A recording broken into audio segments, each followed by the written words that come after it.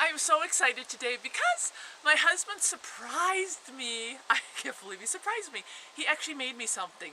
I love it when he makes me something and then I come home and voila, there it is. And I have been whining just a little bit about not having a really big solar dehydrator. I've got a smaller one, and I also use my solar oven, which is good for small batches, but when I'm harvesting out of my Back to Eden garden, yeah, sometimes I get basketfuls of stuff that needs a lot of room. So he was so cool. He made me this all out of recycled materials, and I want you to look at it. The screen is recycled, the wood is recycled, and he's so cute. It could be set up on a table for good airflow, or look at that. Woo! He put strings on it so we could actually hang it up.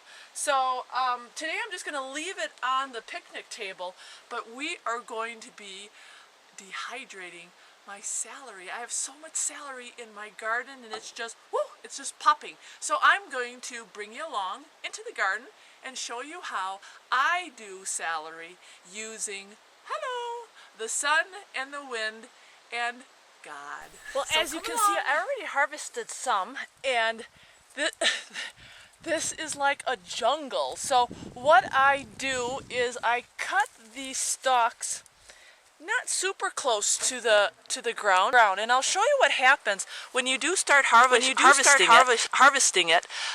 It will start coming back. Look at that. Isn't that beautiful? I cut this just a couple days ago, and already it's sprouting. So you do want to continually harvest your celery throughout the summer, because it will keep growing. Already August, and I want to start dehydrating this stuff. Now, the smell, people, is overwhelming. You will never, ever get this from the grocery store. And growing celery is so easy, and especially if you do a Back to Eden method with the wood chips. You don't have to worry about that constant watering. Look at that. That is spectacular. Isn't that beautiful? So I'm so excited about it going into my dehydrator. Now I know today. You guys don't need a tutorial on how to cut up a celery, but I am going to dehydrate everything today, including my leaves and all of my stalks. So big knife on the homestead. And I am not fancy about how I cut this stuff up. I don't pre-wash it. I just shake it off a little bit. You know, we really don't have any bugs to worry about when we're using this Back to Eden garden method, which is quite a blessing. I know a lot of people have asked us, don't you have pests? We don't have pests. This method actually kind of takes care of the pests. And when I bring it inside the house, I don't worry about washing off my produce. There's nothing on it. But I'm just going to cut this up simply and spread it out on my solar dehydrator, and then I'm going to have you guys come along and we'll see how many days it's going to take to dry this out. Now I will use my dehydrated pieces here for soups. I love making soups in the winter time, and I'll also do it for stir fries. But it is such a healthy way to preserve your food. You can, of course, freeze your celery. There's nothing wrong with freezing it. I believe the best way to do that is you want to blanch it first. But I, as you know, am not a big advocate of freezing anything, or too much of anything, just in case the freezer decides to go out and then you lose all that produce. But for short term, if you're using it short term, you can go ahead and freeze it. But isn't that beautiful? So and then what I'm just going to do, I'm going to pan right on over here. The way he set up my solar dehydrator is I can put the stuff on top, I don't know if you can see that, or on the bottom. And I'm just gonna throw the stuff right on in there. Starry Hilder, she doesn't have any organization skills at all, and that's okay, because what is life about? You know, just wing it, man. You don't have to be organized. Or at least not too organized. So that's what I am going to, and I'm going to fill this all up. So I got to go back to the garden. Okay, this didn't take long. I'd say maybe a good 15 minutes. I got my double stack. I got my leaves on top, and I've got my leaves in the bottom, and then I've got all my cut ones. Look at that. Right underneath there. So still got a little bit of sun. The breeze went away. It looks like it's going to storm, but probably not. We're still dry over here. But we are going to leave this out real quickly. This is my other solar dehydrator.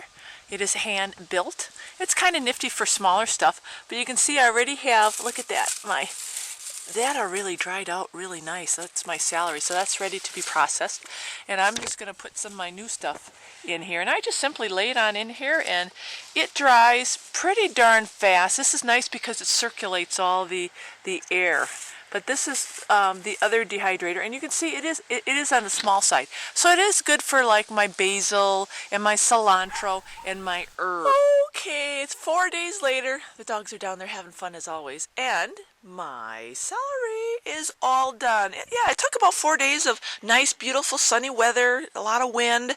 And it's like when you come over to your dehydrated food, you're going to be like, oh, what happened to it? It disappeared. Well, it didn't really disappear.